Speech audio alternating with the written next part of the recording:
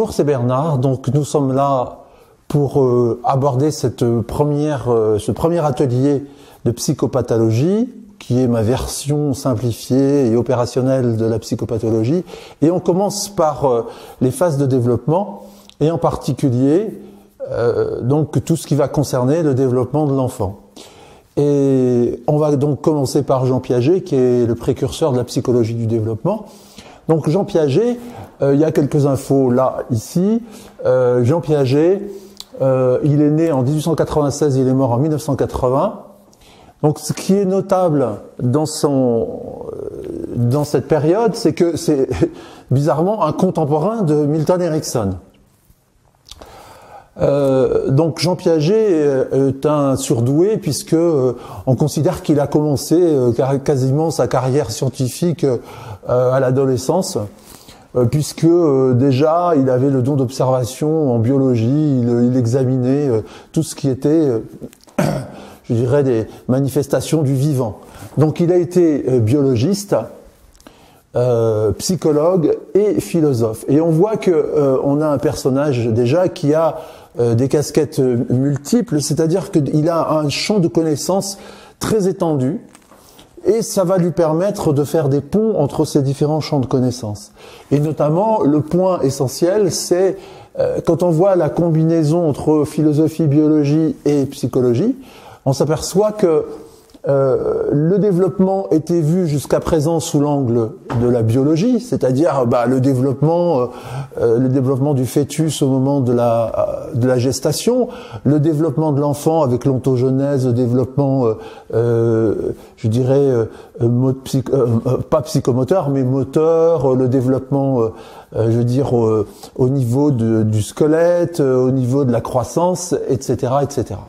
Et donc lui, en partant de ces éléments de développement d'ordre biologique, il est venu étudier comment se développer l'intelligence, comment se développer la psychologie quelque part de l'enfant au fur et à mesure du temps. Et c'est quelque part son orientation philosophique, c'est son primat philosophique qui lui a permis de faire toutes ces observations et justement de considérer que il y avait une forme de continuité entre le développement biologique et ensuite le développement psychologique. Alors, ce qui est important aussi à considérer, c'est que Jean Piaget son travail est contextualisé. C'est-à-dire qu'il a fait l'essentiel, je crois que son travail est arrivé à maturité tout de suite après-guerre.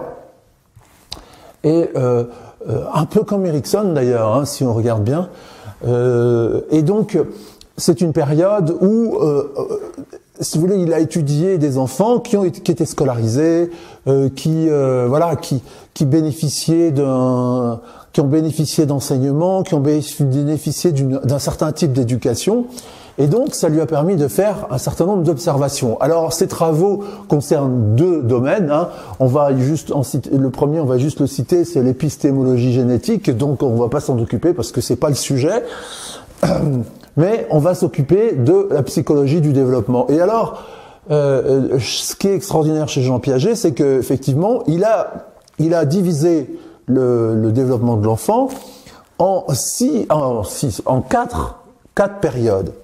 4 grandes périodes qui vont la première période va de 0 à 2 ans, ensuite de 2 à 6 ans, 6-12 et 12-16 ans et plus, hein, puisque on a du mal des fois à définir la fin de la 4e période. Peut-être qu'elle finit jamais. Donc, alors ces 4 périodes, on va voir que la première période de 0 à 2 ans, elle est nommée intelligence sensorimotrice.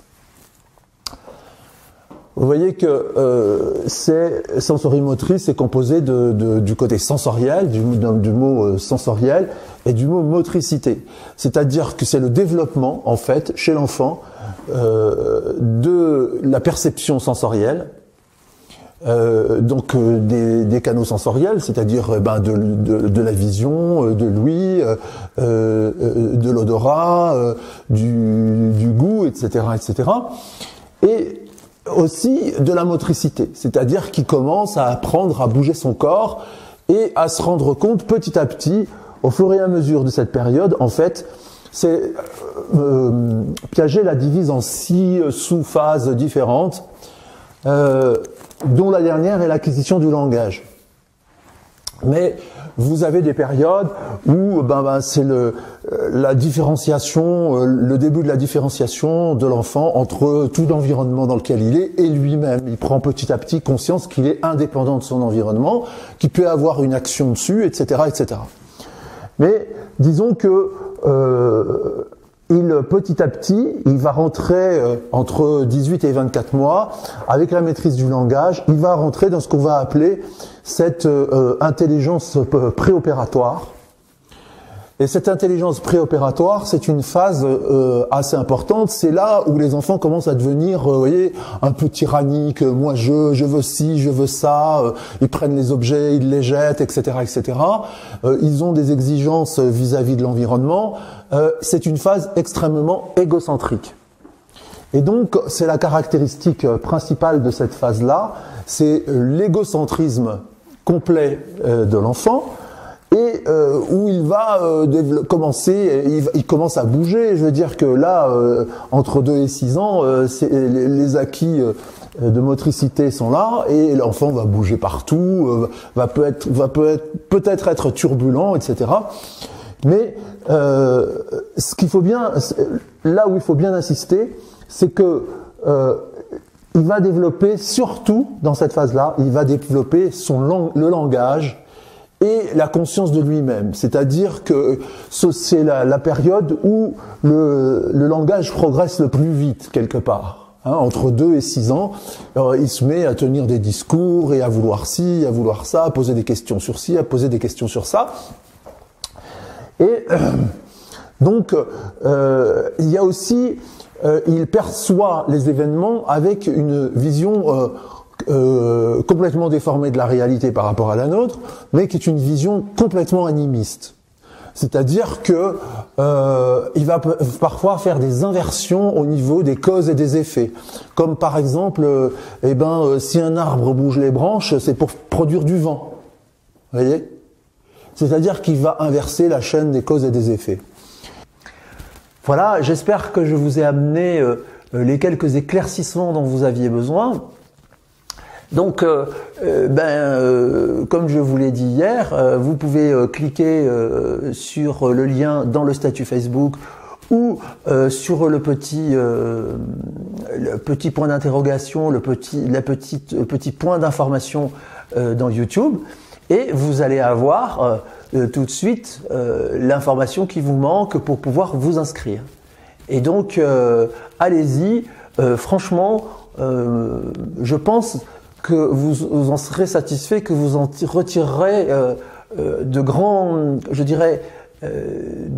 moyens d'action. Moi, c'est quelque chose, c'est une forme de connaissance qui m'a énormément apporté dans ma pratique, qui m'a permis de la mettre en perspective. Voilà.